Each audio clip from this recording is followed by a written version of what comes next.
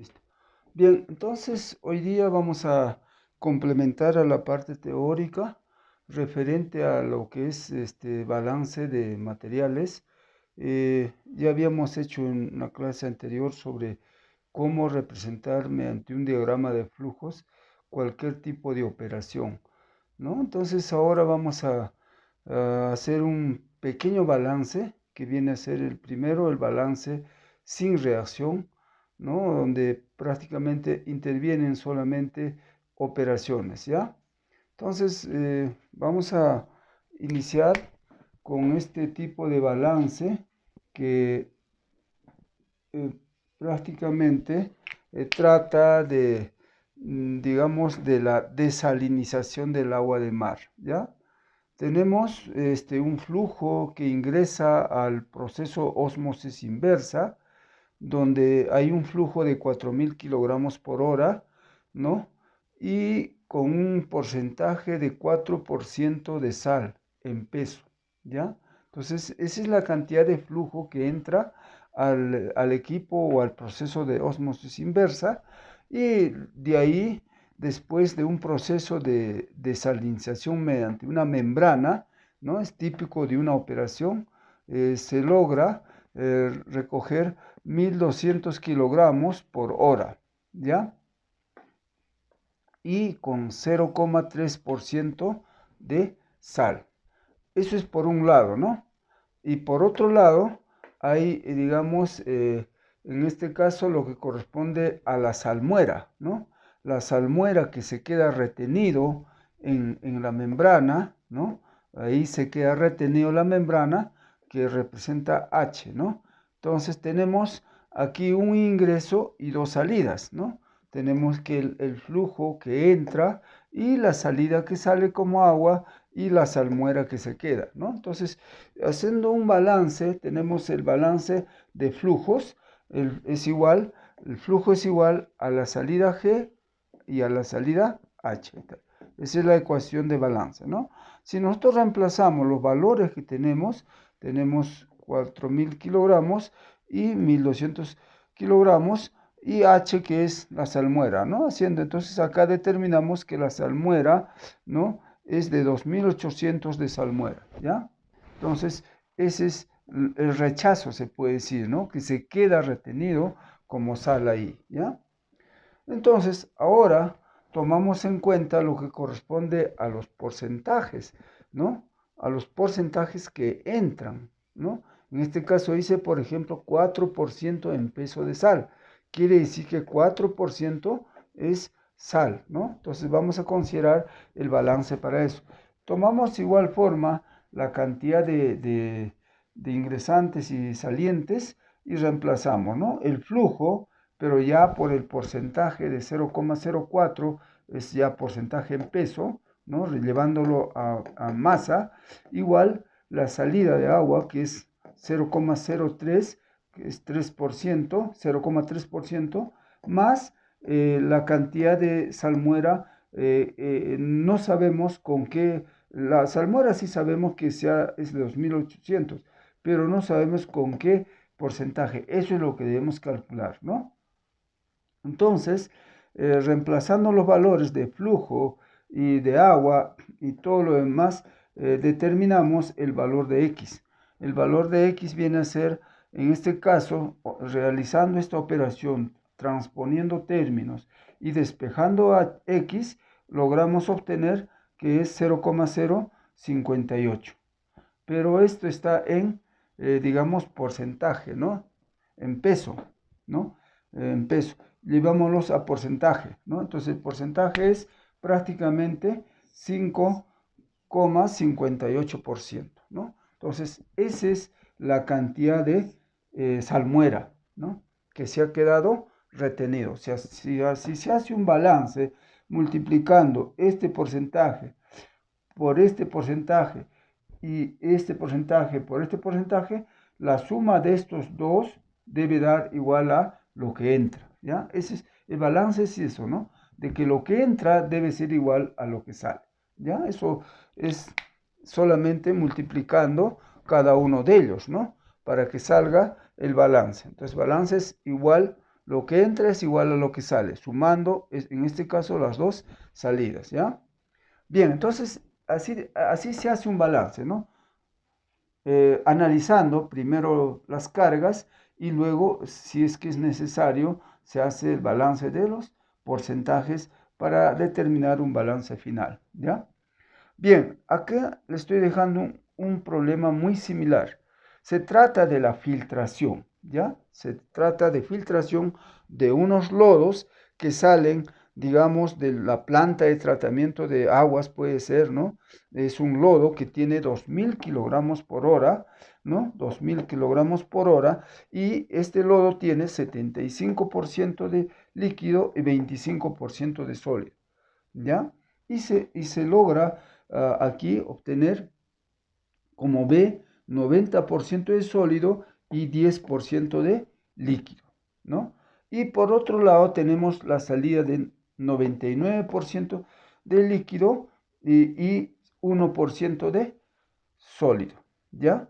Entonces, aquí observamos, ¿no? Que es un proceso de operación unitaria, ¿no? No, es una operación, ¿no? Una operación en la cual se trata de filtrar estos lodos, ¿no? Entonces, estos lodos. Al filtrarse, en el B va a quedar la cantidad de sólidos, la mayor cantidad de sólidos, ¿no? Y con un pequeño porcentaje de agua. Y acá, en el líquido, va a quedar el agua casi pura. Tiene un líquido de 99% y solo hay 1% de sólido. O sea, hay un pequeño porcentaje de sólido que está y todavía en el agua, ¿ya? Entonces, hacen este balance que es muy similar a este anterior, ¿ya? Bien, entonces ahora vamos a pasar a la parte, lo que corresponde quizás a lo que son balances con reacciones químicas. Pero vamos a tratar de tomar no netamente de las industrias comunes, sino tratando de ir a la parte ambiental. En este caso tenemos, dice, calcular el reactivo límite en una mezcla de 20 toneladas de ácido sulfúrico con 15 toneladas de hidróxido de sodio. ¿Ya? Simplemente mezclo dos componentes, en este caso dos compuestos, que es ácido sulfúrico y hidróxido de sodio, ¿no? Y para obtener un sulfato de sodio y agua, ¿no? Entonces, esta es una reacción, porque en todo proceso hay una reacción, generalmente por algo dice con reacción química. Entonces, ahí tenemos, ¿no? Y tenemos, como digo, el ácido sulfúrico, hidróxido de sodio, sulfato de sodio y agua. Bien, balanceada la ecuación, tiene que balancearse la ecuación, ese se llama estequiometría, balancear los reactantes y los productos, y luego sacamos los pesos moleculares de cada uno de los compuestos, en este caso del ácido sulfúrico y también del hidróxido de sodio y como también del sulfato de sodio y agua, ¿no? Y tenemos los pesos moleculares de ambos, o sea, tanto reactantes como productos, y luego analizamos de acuerdo a lo que nos pide. Nos pide calcular el reactivo limitante, o sea, cuál reactivo es el que muy rápidamente se consume, ¿no? O sea, se consume todo, eso quiere decir el reactivo limitante. Entonces, agarramos y decimos que este 98 toneladas, que es de ácido sulfúrico, ¿no? ¿Cuánto necesita? Necesita 80 toneladas de hidróxido de sodio, ¿no? ¿Para qué? Para que estas 20 toneladas, ¿no? ¿Cuánto va a necesitar? ¿No? O sea, ¿cuánto digamos, de hidróxido de sodio va a necesitar estas 20 toneladas? Si 98 necesito esto, 20 ¿cuánto va a necesitar? Entonces, X es igual a 16,33 toneladas. Eso es lo que necesita, las 20 toneladas. Bien, y luego hacemos la misma relación de que si tenemos 98 toneladas de ácido sulfúrico y utilizamos 80 toneladas de hidróxido de sodio para esos 98, ¿cuántas necesitaremos de ácido sulfúrico para 15 toneladas de hidróxido de sodio? Entonces, la inversa, ¿no? Acá colocamos las 15 toneladas y determinamos el valor de X que corresponde al ácido sulfúrico. Y luego hacemos la operación y obtenemos que es 18,38 toneladas de ácido sulfúrico, ¿no? Eso es lo que necesita de ácido sulfúrico. Y analizamos esta ecuación para poder hacer un balance, ¿no? Entonces, el reactivo límite es el hidróxido de sodio. ¿Por qué? ¿No? Se consume todo, ¿no? Observamos, ¿no?, que el hidróxido de sodio se ha consumido todo. ¿Por qué? Porque solo tenemos 15 toneladas. En el caso, mientras que el ácido sulfúrico se consume solo 18,38 toneladas y quedan sin reaccionar 1,62 toneladas, ¿no? ¿Por qué? Porque nosotros nos dan 20 toneladas, ¿no? Entonces, por lo tanto, solo se ha consumido 18,38 y queda 1,62 toneladas, ¿no? De un total de 20 toneladas. Se quiere que hay 16,33 toneladas de hidróxido de sodio. Eso es lo que necesitaría, ¿no? Eso sería lo que necesitaría para que, digamos, todos estos componentes se puedan reaccionar y que en ese caso resultaría, digamos, el ácido sulfúrico como reactivo límite, ¿no? Entonces, en este caso nos sale que el reactivo límite es prácticamente el hidróxido de sodio, porque se ha consumido todo, ¿ya? Entonces, este es un típico de un balance, porque esta reacción se puede dar en la parte ambiental, ¿no? O sea, se puede dar en la parte ambiental. Es como decir, yo puedo hacer reaccionar, digamos, el ácido clorhídrico, digamos, con amoníaco, por decir, ¿no? Entonces yo voy a obtener un producto. Esas son reacciones ambientales que se pueden dar, ¿ya? Bien, aquí vamos a tratar ahora otro ejercicio, o por no decir un problema ambiental, donde se tiene el agua residual de una industria que tiene la siguiente composición en peso, ¿ya? O sea, se tiene una agua residual y se ha hecho un análisis y se tiene la siguiente composición en peso, ¿ya? Calcular la fracción másica, ¿ya? O sea, hay que calcular la fracción másica en un punto determinado, ¿ya? Entonces, de acuerdo a este análisis, tenemos que esa agua tiene un 70% en agua, esa agua residual, y también contiene sulfato de calcio, 5,3%, tiene cloruro de potasio, 5%, tiene carbonato de calcio, 3%, y tiene cloruro de sodio, 8%, y nitrato de potasio 8,7%. Entonces, esta es una composición que se ha determinado al hacer un análisis de esa agua residual. Queremos hallar la fracción másica. ¿Qué cosa es la fracción másica? La fracción másica lo vamos a determinar a través de todos estos cálculos, ¿ya?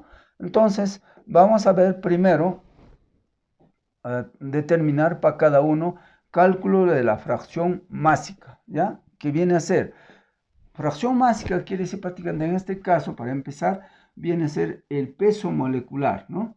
El peso molecular, por decir, ¿no? Entonces, aquí tenemos agua 70%, está en porcentaje, ¿no? Entonces, como está en porcentaje, yo quiero en peso, ¿no? En peso sería 0,7, ¿no? Tengo 5,7% sulfato en porcentaje, pero yo quiero en peso es 0,053%. Igual para este caso, que 5% es 0,05, para carbonato es 0,03, para cloruro es 0,08 y para nitrato es 0,087.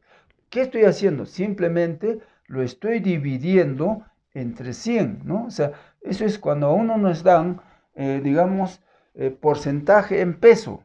Hay que llevarlo a peso, o sea, en gramos, ¿no? Entonces, a peso, porque esto está en porcentaje. Entonces, lo que he hecho es llevarlo a gramos, ¿ya? Luego, cálculo de la fracción molar en base a 100 unidades. ¿ya? De masa, ¿no? Que es el peso de las moléculas, ¿ya? Entonces, ¿cuál es el peso de las moléculas? Tenemos el peso molecular del agua, que es 18 gramos mol. Tenemos el peso molecular del carbonato de calcio, que es 100,09 gramos mol, ¿no? Eso es, así se expresa la molaridad, ¿se acuerdan? ¿No? El cloruro de sodio, potasio, perdón, igual, ¿no? El cloruro de sodio igual y el sulfato de calcio igual, ¿no? Tenemos el nitrato de potasio. Entonces, estos son los pesos moleculares. ¿Se acuerdan de los pesos moleculares? Peso molecular, si aún hay duda, este peso molecular es igual, ¿no? A la suma de los pesos moleculares de cada componente. En este caso, si fuera agua, estamos diciendo que el oxígeno es igual a 16 y el hidrógeno es igual a 1, pero como el agua tiene 2, entonces con esos 2 me va a dar 18. Entonces, eso es lo que estoy colocando acá, ¿no? Para cada uno de los componentes, ¿ya? Bien, ahora vamos a calcular el cálculo del número de moles de cada componente. Número de moles de cada componente, ¿ya? Bien, entonces vamos a empezar a hacer ese cálculo, ¿ya? Cálculo del número de moles. Tenemos, por ejemplo, en el primer caso, para el agua, ¿no? Tenemos para el agua, hay que utilizando su peso molecular. Para eso hemos determinado el peso molecular, ¿ya? Entonces, vamos a tomar cada uno de los pesos y luego determinar el peso molecular, en este caso para el número de moles de cada uno de los componentes, ¿ya? Entonces vamos a ver, digamos, para el caso del, a ver, o si no, empecemos por cada uno de ellos, ¿no? Tenemos el agua, ¿no? El agua en peso está, ¿cuánto tenemos en peso en agua? A ver, podemos decir que está como 0,7, ¿no? 0,7 o 7 simplemente, ¿no? Entonces, esa cantidad entre el peso molecular nos va a dar acá el número de moles. Para el cloruro de sodio, igual, tenemos el cloruro de sodio, tenemos acá, ¿no? Entonces, igual forma, entre su peso molecular nos va a dar los moles totales. Para el sulfato, ¿no? 5,3, igual, acá está el sulfato, determinamos y igual. Para el nitrato, igual. Para el cloruro de potasio, igual, ¿no? Y finalmente para el carbonato, ¿ya? Y finalmente tenemos los pesos moleculares totales de esos componentes, ¿no? O sea, esto es los pesos, cómo están en moles aquí en el agua residual, ¿no? O sea, qué cantidad de moles hay de cada uno de los componentes. Entonces, acá están de cada uno de los componentes, ¿no? Pero suman un total de 4,25 moles, ¿ya? Entonces, eso es lo que hemos hecho un análisis en ese punto de los moles. Y ahora vamos a hacer la fracción molar de cada componente. ¿Cuál es la fracción molar de cada componente, no? En este caso igual del agua, del cloruro de potasio, cloruro de sodio y también como el sulfato, carbonato y el nitrato. ¿Y cómo se halla, digamos, la fracción molar? ¿No? La fracción molar, por ejemplo, para el agua, tenemos los moles totales acá, ¿no? De cada uno de los componentes. En este caso tenemos que para el agua es 3,89 entre los moles totales, ¿no? Los moles totales nos va a dar 0,915 para el agua, ¿ya? O sea, es, digamos, fracción moles parciales entre el total. Para el cloruro de sodio igual, ¿no? Cloruro de sodio tenemos 0,67 entre 4,25 los moles totales, ¿no? Y así para el cloruro de sodio igual determinamos igual para el sulfato, igual para el carbonato, igual para el nitrato. Entonces, aquí hemos tenido prácticamente la fracción molar de cada uno de los componentes, ¿no? Entonces, eso es para cada componente. Pero ahora queremos hallar la fracción molar total, ¿no? Entonces, la fracción molar total simplemente es multiplicando esta fracción parcial por 100, ¿no? Entonces, tanto para el agua hasta el nitrato, lo que hemos hecho es multiplicar, ¿no? Multiplicando, digamos, esta composición molar parcial, o sea, en este caso 91,15, pero 0,915 por 100 nos va a dar 91,5, ¿ya? Entonces, estamos viendo que acá tengo 91, para el cloruro es 1,6, para el cloruro de sodio 3,6, para el sulfato es 0,9, para el carbonato 0,7 y para el nitrato es 0,02. Y acá viene el total, debe dar el 100%, ¿ya? Entonces, eso es prácticamente la fracción molar de cada componente y la molaridad, el porcentaje del total, ¿ya? Bien, entonces lo que hemos hecho es simplemente analizar estos componentes, cómo están distribuidos, tanto el agua, el sulfato, el cloruro, el carbonato, el cloruro de sodio y nitrato de potasio. Esto es un agua residual que tiene estos componentes.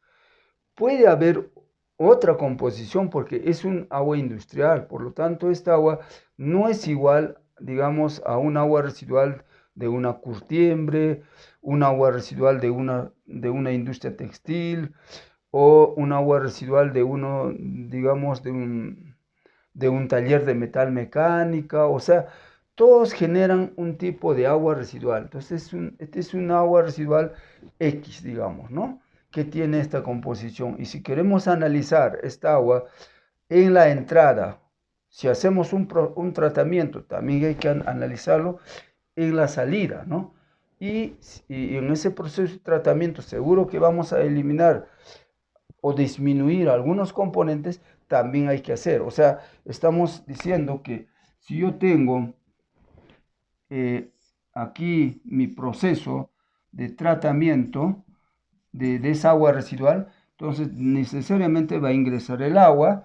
Yo voy a hacer un tratamiento. Al hacer un tratamiento, seguramente que voy a obtener un producto, ¿no? Un producto, digamos que es B, ¿no? Y acá obtengo también un producto residual y esta es la alimentación. Entonces, estamos hablando del análisis que tiene esta agua en este punto, ¿ya?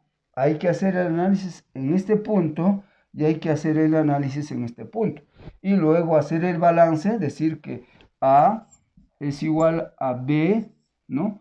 Y C que sea ¿no? Entonces, más C. Entonces, esta es la ecuación general de balance, ¿no? Considerando que este es mi ingreso, esta es la salida y esta es otra salida, ¿ya? Entonces, vamos a continuar seguramente haciendo algunos ejemplos más, pero por ahora es solo esto, ¿no? Que hemos hecho las dos cosas, ¿no? Balance sin reacción y balance con reacción, ¿no? Y haciendo un análisis de una parte de los procesos.